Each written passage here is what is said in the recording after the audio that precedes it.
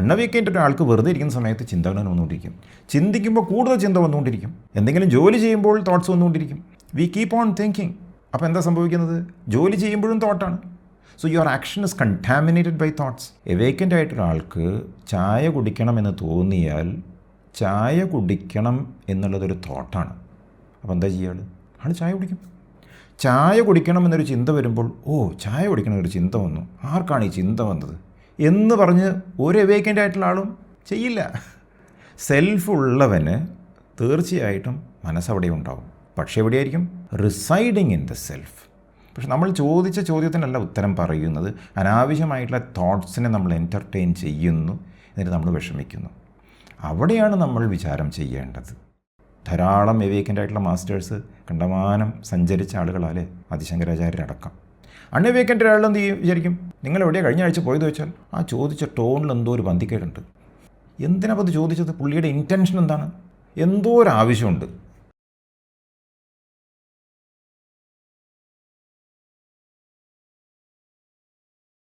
Sir, നമ്മൾ business ഒക്കെ ചെയ്യുമ്പോൾ നമുക്ക് എപ്പോഴും വരുന്ന ഒരു കോമൺ ഈ സെൽഫ് എൻക്വയറി സ്റ്റാർട്ട് ചെയ്യുമ്പോൾ ഉള്ളൊരു ക്വസ്റ്റ്യൻ ആണ്, ഫ്യൂച്ചർ തോട്ട്സ് ഇല്ലെങ്കിൽ നമ്മൾ എങ്ങനെ ബിസിനസ്സിനെ റണ്ണ് ചെയ്യും? നമ്മൾ ഫ്യൂച്ചറിനെ പറ്റി തിങ്ക് ചെയ്യണം, പ്ലാൻ ചെയ്യണം, അങ്ങനെയുള്ള കുറേ കാര്യങ്ങളുണ്ടല്ലോ. അപ്പോൾ ആ തോട്ട്സ് എല്ലാം നമുക്ക് വേണമല്ലോ. ലൈക്ക് അത് ഫ്യൂച്ചറാണ്, ഇന്നത്തെ കാര്യമല്ല, നാളെയോ അടുത്ത മാസമോ അല്ലെങ്കിൽ 1 year plan, 3 year plan, 5 year plan ഒക്കെ ക്രിയേറ്റ് ചെയ്താണല്ലോ ബിസിനസ്സിലൊക്കെ മുന്നോട്ട് പോകുന്നത്. അപ്പോൾ അങ്ങനെ വരുമ്പോൾ ആ തോട്ട്സ് ഒക്കെ നമ്മൾ എങ്ങനെ അതൊക്കെ ക്രിയേറ്റ് ചെയ്യണ്ടേ? രമണ മഹർഷി ഹുവമയിൽ പറയുന്നുണ്ട് മനസ്സിനെക്കുറിച്ചല്ലേ. മനസ്സ് എന്ന് പറഞ്ഞാൽ എന്താണ്? മഹർഷി പറയുന്നു, what is called mind is a wondrous power residing in the self എന്നാണ് പറഞ്ഞത്. മനസ്സ് എന്ന് വിളിക്കപ്പെടുന്നത് എന്താണ്? ആത്മാവിൽ കുടികൊള്ളുന്ന ഒരു അത്ഭുത ശക്തിയാണ് എന്നാണ് ഹുവമയിൽ മഹർഷി പറഞ്ഞത്. അതിൻ്റെ അർത്ഥം എന്താ? The mind is a wondrous power residing in the self എന്ന് പറഞ്ഞാൽ മൈൻഡ് സെൽഫിൻ്റെ ഭാഗമാണ് എന്നല്ലേ? ആണ്. സെൽഫ് ഉള്ളവന് തീർച്ചയായിട്ടും മനസ്സവിടെ ഉണ്ടാവും. പക്ഷേ എവിടെയായിരിക്കും? Residing in the self. Okay. Awakened ആയിട്ടൊരാൾക്ക് മനസ്സ് it returns back to the self after use എന്നാണ് പറഞ്ഞതിൻ്റെ അർത്ഥം. കാരണം ഈ മനസ്സ് റിസൈഡ് ചെയ്യുന്നത്, താമസിക്കുന്നത്, അതിൻ്റെ പ്ലേസ് ഓഫ് ബീയിങ്, അതിൻ്റെ പ്ലേസ് ഓഫ് റെസ്റ്റ് എവിടെയാണ്? സെൽഫിലാണ്. ഫോർ എക്സാമ്പിൾ പറയുകയാണെന്നുണ്ടെങ്കിൽ ഒരു യോദ്ധാവ്, ഒരു വാറിയർ, അദ്ദേഹത്തിൻ്റെ വാളിൻ്റെ ഉറയുണ്ടല്ലോ, ഷീത്ത് ഇവിടെ അരയിലുണ്ടാവും അല്ലേ? വാൾ ഉപയോഗിച്ച് കഴിഞ്ഞാൽ അദ്ദേഹം എന്താ ചെയ്യുക? വാൾ പിടിച്ചുകൊണ്ടിരിക്കുമോ? ഇല്ല. He returns it back to its place of residence, അതിൻ്റെ ഉറയിലേക്ക്, അതിൻ്റെ ഷീത്തിലേക്ക്. He uses the sword when needed because that sword is a wondrous weapon. Where does it reside? It resides in the sheath. അങ്ങനെയല്ലേ? Awakened ആയിട്ടൊരാളുടെയും അവസ്ഥ ഇത് തന്നെയാണ്. എവേക്കൻ്റ് ആയിട്ടൊരാൾക്ക് ചായ കുടിക്കണമെന്ന് തോന്നിയാൽ ചായ കുടിക്കണം എന്നുള്ളതൊരു തോട്ടാണ്. അപ്പോൾ എന്താ ചെയ്യുക? ആൾ ചായ കുടിക്കും. ആൾക്കൊരു ട്രിപ്പിന് പോകണം അടുത്ത ആഴ്ച. ഫ്യൂച്ചർ തോട്ടിനെ കുറിച്ചാണ് അപ്പോൾ ചോദിച്ചത്. എനിക്കൊരു ട്രിപ്പിന് പോകണം എന്ന് തോന്നി. What will you do? He will do the necessary planning and he will go for the trip. ധാരാളം എവേക്കൻ്റ് ആയിട്ടുള്ള മാസ്റ്റേഴ്സ് കണ്ടമാനം സഞ്ചരിച്ച ആളുകളാലേ ആദിശങ്കരാചാര്യരടക്കം. യാത്രയൊക്കെ ചെയ്തു വന്ന ശേഷം കൂടെ താമസിക്കുന്ന ആൾ അല്ലെങ്കിൽ കൂടുതലുള്ള ഒരാൾ ഈ മാസ്റ്ററോട് ചോദിക്കുക, നിങ്ങൾ എവിടെയാണ് കഴിഞ്ഞ ആഴ്ച പോയത് എന്ന് ചോദിക്കുമ്പോൾ എവേക്കൻ്റ് ആൾ പറയുമോ? അയ്യോ എനിക്കറിയില്ലെന്ന് പറയുമോ? No, he will not say that. ആൾ പറയും, ഞാൻ ഇന്ന സ്ഥലത്ത് പോയി എന്ന് പറയും. ഇന്ന സ്ഥലത്ത് പോയി എന്ന് പറഞ്ഞത് എവിടെ നിന്നാണ് വന്നത്? It came from A thought. കഴിഞ്ഞ ആഴ്ച ഞാൻ ഇവിടെ പോയി എന്നുള്ള ചിന്ത മനസ്സിലേക്ക് വന്നു. അയാൾ ഫോർഗെറ്റ് ചെയ്തിട്ടില്ല. Awaken people will not forget things. So necessary thought it comes. ചോദിച്ചതിന് ഉത്തരം പറയും. And he puts that back in the sheath. വാള് വയ്ക്കുന്നത് പോലെ it resides back in to the self. ചോദ്യം ചോദിച്ചു, അതിന് ഉത്തരം പറഞ്ഞു. Then again he is back as he is. Unawakened ഒരാൾ എന്ത് ചെയ്യും വിചാരിക്കും? നിങ്ങൾ എവിടെയാണ് കഴിഞ്ഞ ആഴ്ച പോയത് വെച്ചാൽ ആ ചോദിച്ച ടോണിൽ എന്തോ ഒരു ബന്ധിക്കേടുണ്ട്. എന്തിനാപ്പോൾ അത് ചോദിച്ചത്? പുള്ളിയുടെ ഇൻറ്റൻഷൻ എന്താണ്? എന്തോ ഒരു ആവശ്യമുണ്ട്. ഇതൊക്കെ പറഞ്ഞ ശേഷം അവസാനം പോയത് ചിലപ്പം പറയും, ചിലപ്പോൾ നുണ പറയും, അല്ലെങ്കിൽ സത്യം പറയും. ഇവിടെ ഒരു എവേക്കൻ്റ് ആയിട്ടൊരാൾ കഴിഞ്ഞ ആഴ്ച നിങ്ങളവിടെ പോയി എന്ന് ചോദിക്കുമ്പോൾ അത് ഓർത്തെടുക്കുന്ന ആ പ്രക്രിയയിൽ പുള്ളി ആത്മവിചാരം ചെയ്യുമോ? ഇല്ല. ചായ കുടിക്കണമെന്നൊരു ചിന്ത വരുമ്പോൾ, ഓ ചായ കുടിക്കണമെന്നൊരു ചിന്ത വന്നു, ആർക്കാണ് ഈ ചിന്ത വന്നത് എന്ന് പറഞ്ഞ് ഒരു എവേക്കൻ്റ് ആയിട്ടുള്ള ആളും ചെയ്യില്ല. കാരണം എന്താണ്? ഇത് ആവശ്യമുള്ള ചിന്തയാണ്. നെസസറി തോട്ട്സിനെ നമ്മൾ വേണ്ടാന്ന് പറയുന്നില്ല. പക്ഷേ ഈ അനാവശ്യമായ തോട്ടുണ്ടല്ലോ, ഇയാളുടെ ഉദ്ദേശ്യം എന്താണ്?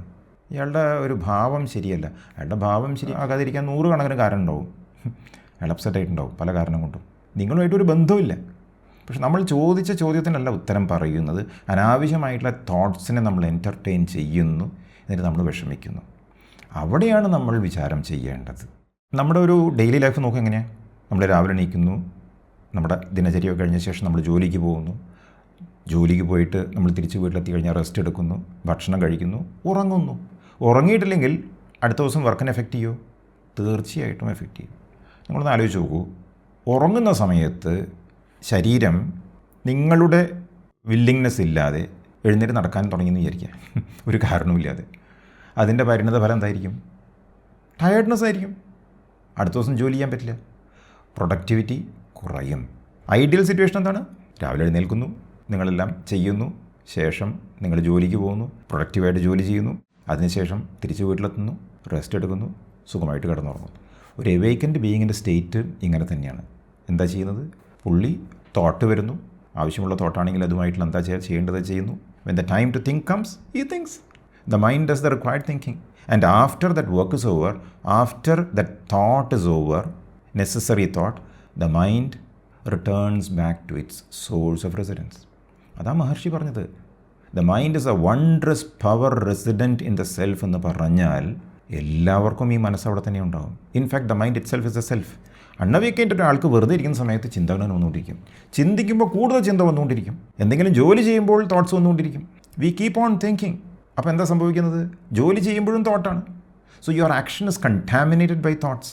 നിങ്ങളുടെ പ്രവൃത്തി ചിന്തകൾ കൊണ്ട് മലിനമായിരിക്കുന്നു, അല്ലേ? But when the mind subsides and rests in the self, as the self, you are in a very pristine, pure state. When those thoughts arise from purity, pure ആയിട്ടുള്ള കർമ്മത്തിന് കാരണമാകുന്നു. ഇംപ്യൂരിറ്റിയിൽ നിന്നാണ് തോട്ട്സ് ഉണ്ടാകുന്നത് വെച്ചാൽ നമ്മുടെ ആക്ഷൻസും കണ്ടാമിനേറ്റഡ് ആകുന്നു. അപ്പോൾ ഫ്യൂച്ചറിൽ ആവശ്യമുള്ള കാര്യങ്ങളെ നമ്മൾ പരിഗണിക്കുന്നു. When a pure thought comes, you plan. Once the planning is over, let it return back to the source. അപ്പോൾ പ്രധാനപ്പെട്ട വ്യത്യാസം എന്താ? Between the one who is awakened and one who is not. For the one who is awakened, he will not have thoughts about himself or herself. He will not be anxious about the future. അപ്പോൾ എന്ത് സംഭവിക്കുന്നു? ചെയ്യുന്ന കർമ്മം godly ആയി മാറുന്നു. സത്യത്തിൽ വലിയ വലിയ ബിസിനസ്സുകാരൊക്കെ, ശരിയായ ബിസിനസ്സുകാർ, നന്നായി സക്സസ്ഫുൾ ആയിട്ടുള്ള ബിസിനസ്സുകാരൊക്കെ ഈ രീതിയിലാണ് വർക്ക് ചെയ്യുന്നത്. കുറേ പേര് ചിലപ്പോൾ എൻലൈറ്റൻ കൂടി ആയിരിക്കാം. ഞങ്ങൾ കഴിഞ്ഞ ദിവസം ഭക്ഷണം കഴിക്കുന്ന സമയത്ത് സംസാരിച്ചായിരുന്നു JRD ടാറ്റയെക്കുറിച്ച്. He is one of the most respected industrialists and visionaries, അല്ലേ? Father of Indian civil aviation. Air India പുള്ളിയാണ് ഫൗണ്ട് ചെയ്തത്, അല്ലേ? He was also a licensed pilot. He flew the first aircraft, air ഇന്ത്യയുടെ. അദ്ദേഹത്തിൻ്റെ മേഖല നമുക്ക് ആലോചിക്കാൻ പറ്റില്ല, അല്ലേ? എല്ലാത്തിലേക്കും, സ്റ്റീലിലേക്കും ഓട്ടോമൊബൈൽസിലേക്കും ടെക്നോളജിയിലേക്കും. അദ്ദേഹത്തിൻ്റെ പ്രത്യേകത എന്താ? He was people centric, he was not self centred. പുള്ളിയുടെ എംഫസിസ് എന്തായിരുന്നു? എത്തിക്സ് ആയിരുന്നു, ട്രസ്റ്റ് ആയിരുന്നു, ലേബർ ഡിഗ്നിറ്റി ആയിരുന്നു.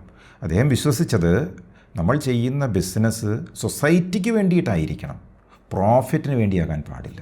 ഗ്രേറ്റ് വാല്യൂസ് ആയിരുന്നു. Therefore he left a great legacy. അപ്പോൾ നമ്മൾ മനസ്സിലാക്കണം, he must be truly an awakened being. Awakened ആയിക്കഴിഞ്ഞാൽ you will be extremely productive. Awakened അല്ലായിരുന്നുവെങ്കിൽ തീർച്ചയായും പ്രോഫിറ്റിന് വേണ്ടി വർക്ക് ചെയ്തിട്ടുണ്ടാവും, സെൽഫിന് വേണ്ടി വർക്ക് ചെയ്തിട്ടുണ്ടാവും, ഇത്രയും ലെഗസി ലീവ് ചെയ്തിട്ടുണ്ടാകില്ല. അപ്പോൾ നമ്മൾ മനസ്സിലാക്കേണ്ടത്, ഈ മനസ്സ് എന്ന് പറയുന്നത് സെൽഫിലാണ് റിസൈഡ് ചെയ്യുന്നത് എങ്കിൽ എപ്പോഴാണ് ഈ മനസ്സ് പുറത്തോട്ട് വരുന്നത്? മഹർഷി തന്നെ പറയുന്നുണ്ട്, സ്ഥൂലമായ ഒരു വസ്തുവിനെ ആശ്രയിച്ച് മാത്രമേ മനസ്സ് നിൽക്കുകയുള്ളൂ, തനിച്ച് മനസ്സിന് നിൽക്കാൻ പറ്റില്ല എന്ന് പറയുന്നുണ്ട്.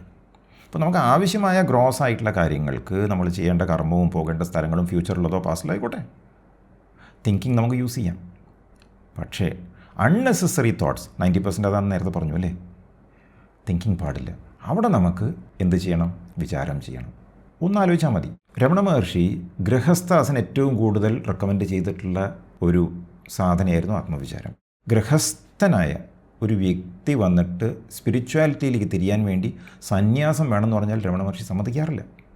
Instead he asks the person to do atmavichara. എന്തുകൊണ്ടങ്ങനെ പറയുന്നത്? ആത്മവിചാരം ചെയ്തു കഴിഞ്ഞാൽ ഇദ്ദേഹം വീട് വിട്ടുപോകും എന്ന് വിചാരിച്ചിട്ടാണോ? അല്ല. മഹർഷിക്കറിയാം, ആത്മവിചാരം ചെയ്തു കഴിഞ്ഞാൽ ഇദ്ദേഹം നല്ല ഒരു കുടുംബനാഥനായി മാറും, എല്ലാവർക്കും വേണ്ടത് ചെയ്യും, ചിന്തകൾ കുറയും, വീട്ടിൽ സമാധാനം ഉണ്ടാവും. അപ്പോൾ വീട്ടിൽ തന്നെ പോയിട്ട് ചെയ്യാനാണ് പറയുന്നത്. തോട്ട് ഇല്ലാതെ ആകും എന്ന ഉറപ്പിലാണ് മഹർഷി ഇത് പറയുന്നത് എങ്കിൽ തീർച്ചയായിട്ടും ഗൃഹസ്ഥയിലുള്ള ഒരാളോട് ഇത് ചെയ്യാൻ പറയില്ല. കാരണം എന്താ, എൻക്വയറി ഒക്കെ ചെയ്ത് കഴിഞ്ഞിട്ട് പുള്ളി വേക്കൻ്റ് ആയി കഴിഞ്ഞിട്ടുണ്ടെങ്കിൽ പിന്നെ ഒരു ചിന്തയുണ്ടാവില്ല. He will be like a dead vegetable, no use. അതായിരുന്നില്ല ഉദ്ദേശം. So Maharshi was very clear that one who does self enquiry will have pure thoughts which will help him and humanity in general. അപ്പോൾ മനസ്സ് എന്ന് പറയുന്നത് ശരിക്ക് ഒരു നല്ല കാര്യമാണ്. പക്ഷേ അത് ഈഗോ സെൻട്രിക് ആയിട്ട് മാറുന്ന സമയത്താണ് പ്രശ്നങ്ങൾ മുഴുവനുള്ളത്.